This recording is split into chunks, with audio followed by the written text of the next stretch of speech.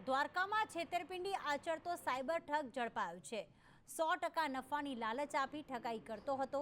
Telegram પર channel બનાવી અને લોભામણી જાહેરાતો આપતો તો ફરિયાદીને લાલચ આપીને 1,42,000 પડાવ્યા હતા। રાજસ્થાનના તેજારામ ભરત મીણાને પોલીસે ઝડપી પાડ્યો છે।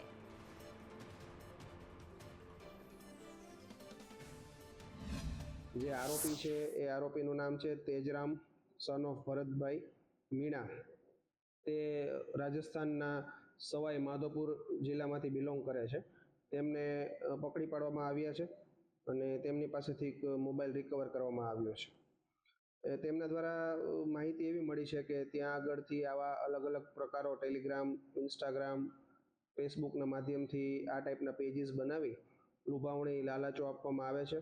તો તમામ જનતાને પણ ખાસ અપીલ કરવામાં આવે છે કે આવી કોઈ પણ તમને શંકાસ્પદ જણાય આવે વસ્તુઓ તો તેમાં જે રિટર્નની જોગવાઈ છે તે કઈ વેબસાઇટ છે, કયું પેજ છે તેને વેરીફાઈ કરવું।